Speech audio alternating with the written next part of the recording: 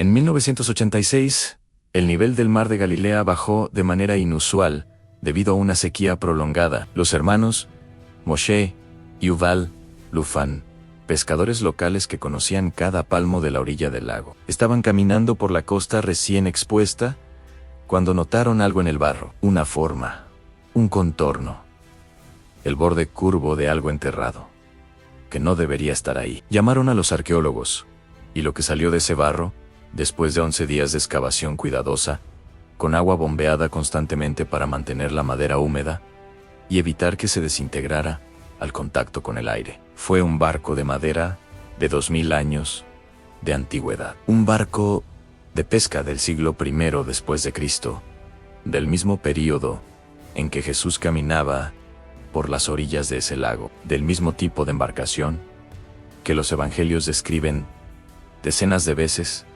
han cruzando el lago en la tormenta, llevando a los discípulos de una orilla a la otra, sirviendo de plataforma desde la que Jesús hablaba a las multitudes en la orilla. Estás a punto de conocer el objeto más cercano que la arqueología nos ha traído al mundo de Jesús, y la historia detrás de él es aún más fascinante que el propio barco. Suscríbete ahora, dale like y activa la campanita. A menos sea da semana. Hay una historia así esperándote. Y antes de continuar, déjame un comentario aquí abajo. ¿Ya habías escuchado hablar de este barco? ¿Qué sientes cuando la arqueología confirma algo que siempre creíste por fe? ¿Ese barco, que hoy se conoce como el barco de Jesús, o el barco antiguo de Galilea, se exhibe en el Museo Yigal Allon, en Kibbutz Guinesar, y tiene 8,5 metros de largo, 2,5 metros de ancho, y poco más de 1 metro de profundidad. Fue construido con al menos 10 tipos diferentes de madera, lo que los arqueólogos interpretan como señal de que fue reparado múltiples veces a lo largo de su vida útil, usando cualquier material disponible. Tenía un mástil central para una vela y espacio para 4 remeros, y podía transportar entre 10 y 15 personas en condiciones normales. Es exactamente el tipo de embarcación que los evangelios describen cuando hablan de Jesús y sus discípulos cruzando el mar de Galilea. Y lo que ese barco, junto con los registros históricos del periodo, nos permite construir sobre la vida de los pescadores galileos del siglo I, es una historia que los evangelios mencionan constantemente, pero nunca explican completamente. Hoy vamos a subir a ese barco. Vamos a entender quiénes eran los pescadores que Jesús llamó a seguirlo, qué tipo de trabajo hacían, cuánto ganaban, cómo vivían, y por qué ese lago en particular era el escenario perfecto para el comienzo del ministerio más influyente de la historia. Lo primero que hay que entender sobre el mar de Galilea es que no es un mar, es un lago de agua dulce, el más bajo del planeta, ubicado a 200 metros bajo el nivel del mar en el Valle del Jordán. Tiene 21 kilómetros de largo por 13 kilómetros de ancho, con una profundidad máxima de 43 metros. Sus nombres en las fuentes antiguas son múltiples y revelan su importancia. El Evangelio de Lucas lo llama lago de Genesaret. El Evangelio de Juan lo llama mar de Tiberias. El libro de los Números lo llama mar de Cineret, del que deriva la palabra hebrea moderna, Kinnaret. El nombre, mar de Galilea, el más común en los evangelios, no refleja su tamaño sino su importancia cultural y económica para la región en el siglo I. La geografía del lago creaba condiciones meteorológicas que cualquier pescador del siglo I conocía y temía. El lago está rodeado de colinas en la mayoría de sus orillas, con el Valle del Jordán abriéndose al norte y al sur. Esa configuración actúa como un embudo para los vientos. Cuando el aire caliente del lago sube y el aire frío de las mesetas circundantes baja para reemplazarlo, las corrientes de viento pueden pasar de calmadas a violentas en cuestión de minutos, generando olas de hasta 3 metros en un lago que en condiciones normales parece completamente tranquilo. Los pescadores modernos del lago, que usan embarcaciones con motor y equipos electrónicos, todavía respetan esas tormentas repentinas. En el siglo I, en barcos de madera sin motor, sin radio, sin instrumentos de ningún tipo, esas tormentas eran genuinamente mortales. El episodio de los Evangelios, en que Jesús calma la tormenta, y los discípulos estaban aterrados, varios de ellos, pescadores profesionales, con toda una vida de experiencia en ese lago. No es una exageración narrativa, era una reacción completamente apropiada para la realidad meteorológica del lugar. La economía del lago era extraordinariamente productiva para los estándares del mundo antiguo. El mar de Galilea contenía, y sigue conteniendo hoy, una variedad notable de peces. Las fuentes antiguas mencionan al menos 22 especies diferentes. Las más importantes comercialmente eran 3. El tilapia galilea, conocido popularmente hoy como el pez de San Pedro, un pez robusto de carne blanca que podía alcanzar los 45 centímetros, ideal para las redes de arrastre. El baini, una carpa del Jordán de cuerpo plateado que podía pesar varios kilos y prefería las aguas más profundas. Y el sardina musame, un pez pequeño similar a la sardina, que se desplazaba en cardúmenes enormes y que era la materia prima de la industria de salazón, que convirtió a ciudades como Magdala en centros económicos regionales. El error más común que cometen los lectores modernos de los evangelios es imaginar a los pescadores galileos como hombres pobres y marginales que vivían al día. La arqueología y los registros históricos del período pintan un cuadro completamente diferente. La pesca en el mar de Galilea en el siglo I era una industria regulada, organizada y grabada por el gobierno romano, que requería licencias, implicaba contratos comerciales complejos y generaba suficiente riqueza como para sostener a familias establecidas con empleados, socios y activos significativos. El Evangelio de Lucas describe el momento en que Jesús llama a Simón Pedro y su hermano Andrés, junto con los hijos de Zebedeo, Santiago y Juan. El texto menciona que Santiago y Juan estaban remendando sus redes con sus jornaleros, usando la palabra griega mistiwi, que significa trabajadores asalariados. Zebedeo, el padre de Santiago y Juan, tenía empleados. No era un pescador solitario, sino el propietario de una operación pesquera con escala suficiente para contratar trabajadores. La sociedad entre Simón Pedro, Andrés, Santiago y Juan era probablemente una asociación comercial formal, del tipo que los papiros egipcios del mismo periodo documentan extensamente en pescadores que unían sus licencias, sus barcos y sus redes para acceder a zonas más productivas y compartir costos. El sistema de licencias pesqueras del período romano en Galilea está documentado en fuentes históricas del siglo II. Para pescar en el mar de Galilea, los pescadores necesitaban obtener una licencia del gobierno romano o de los arrendatarios, a quienes Roma había cedido los derechos de pesca. Esas licencias tenían un costo, especificaban las zonas de pesca autorizadas y los tipos de artes de pesca permitidos, y obligaban a los pescadores a vender una porción de su captura a los almacenes imperiales a precios fijos. El sistema garantizaba a Roma un suministro constante de pescado procesado, y a los pescadores un mínimo de estabilidad económica a cambio de la carga impositiva y regulatoria. Era un negocio con estructura, con obligaciones y con posibilidades reales de prosperidad para quienes lo manejaban bien. La ciudad de Magdala, en la orilla occidental del lago, era el centro de procesamiento de pescado más importante de la región. Su nombre en hebreo, Migdal Nunaya, significa literalmente Torre de los Peces. Las excavaciones arqueológicas en Magdala, comenzadas sistemáticamente en 2009, y que siguen produciendo descubrimientos hasta hoy, han revelado una ciudad con muelles, almacenes de pescado, piletas de salazón, mercados y una sinagoga del siglo I,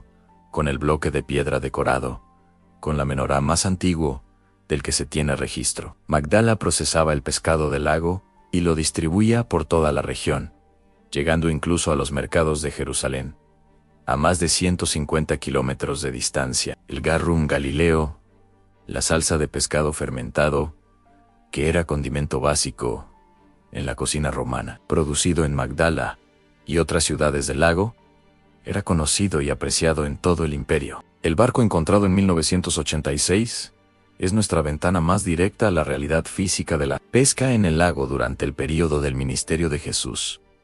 Fue construido principalmente con madera de cedro para el casco y madera de roble para las cuadernas, el esqueleto interno que daba rigidez a la estructura. Entre las 10 especies de madera identificadas, hay también pino, ciprés, yuyub, sauce y otras maderas locales, lo que confirma que fue reparado múltiples veces, usando lo que había disponible. Los carpinteros navales del siglo I en Galilea no desperdiciaban nada. Un barco era una inversión enorme, y se mantenía en servicio el mayor tiempo posible. La construcción de ese tipo de embarcación requería conocimientos especializados que se transmitían de generación en generación. Primero se construía el casco, tablón por tablón, usando una técnica en que cada tablón era unido al siguiente con espigas de madera y clavos de hierro antes de colocar las cuadernas internas. Era la técnica opuesta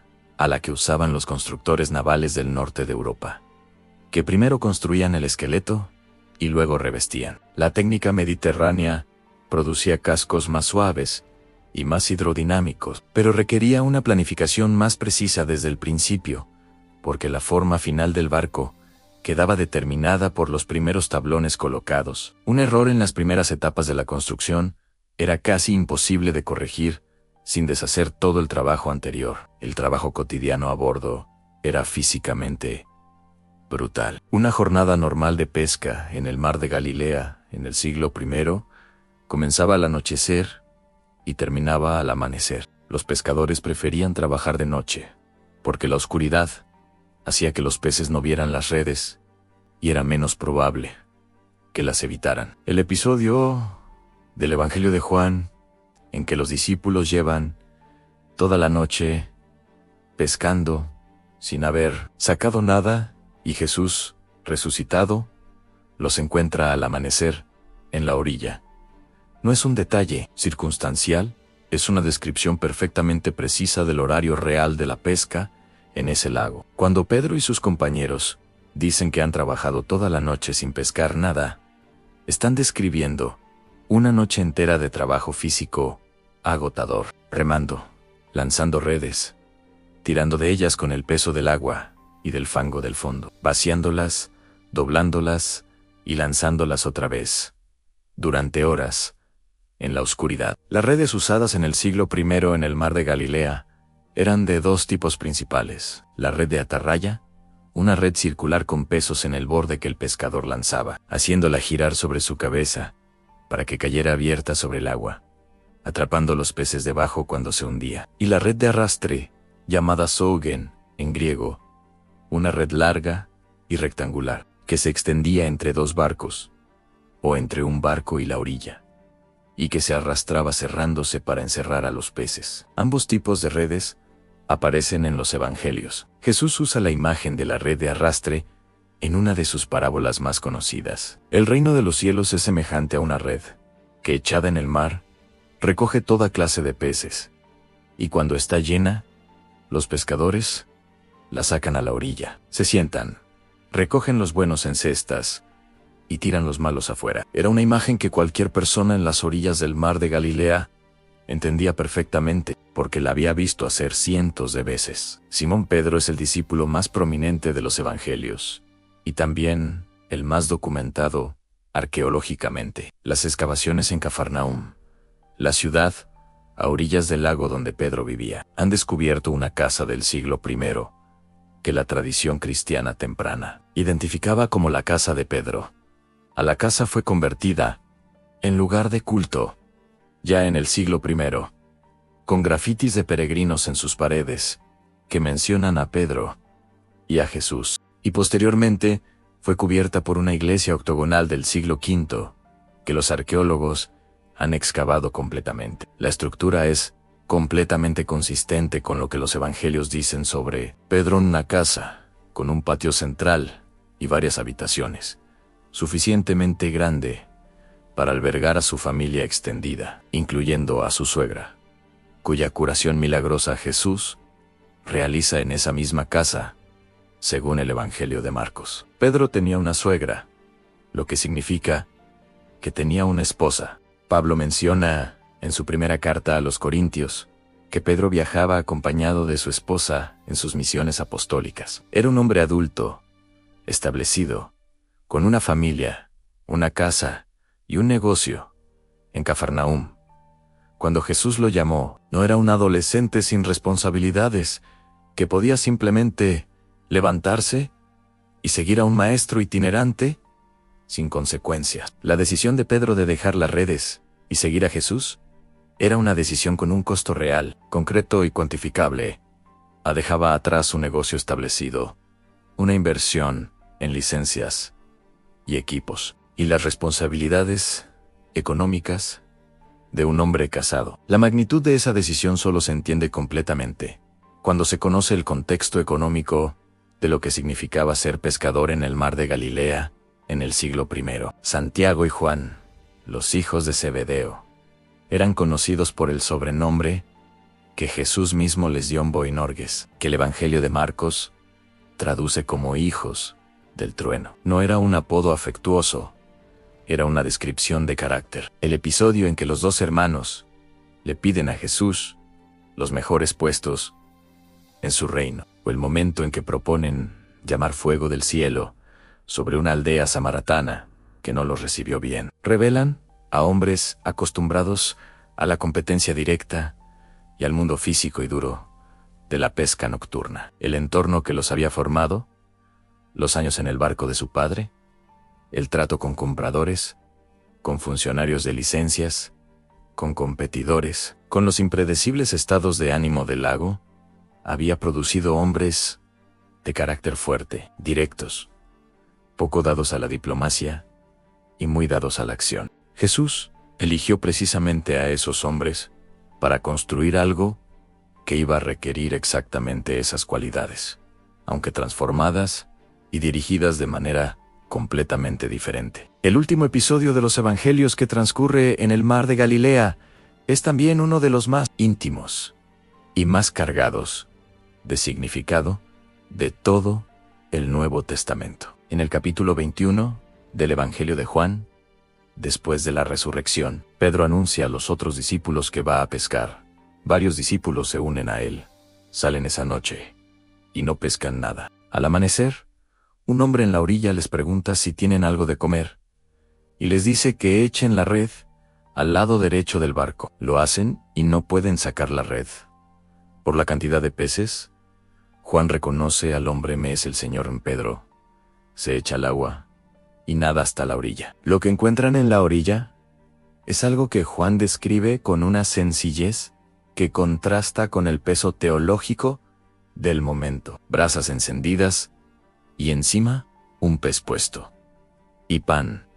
Jesús había preparado el desayuno en el mismo lago donde Pedro había pasado toda su vida adulta trabajando, con el mismo tipo de pez que había sacado del agua miles de veces, con el mismo tipo de fuego sobre el que los pescadores calentaban su comida cada mañana, después de una noche de trabajo. La última aparición de Jesús resucitado junto al mar de Galilea no ocurrió en un templo ni en una sinagoga. Ocurrió en la orilla del lago, con olor a pescado asado y el sonido del agua, en el lugar más familiar y más cotidiano que Pedro conocía. Y en ese desayuno, con el lago detrás y las brasas delante, Jesús le preguntó 3 veces: ¿me amas? 3 veces, una por cada negación de la noche del arresto. El mar de Galilea fue el lugar donde Pedro empezó, y fue el lugar donde Jesús lo restauró completamente. El barco de madera encontrado en 1986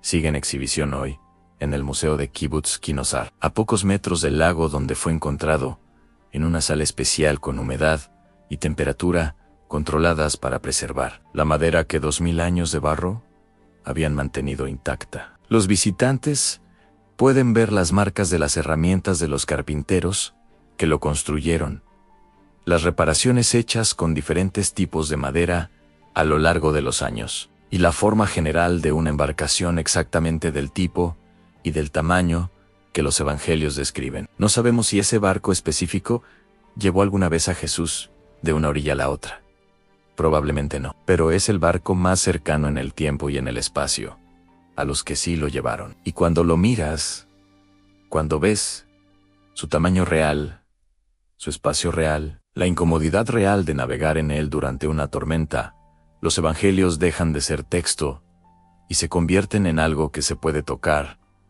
como siempre. Nos vemos en el pasado.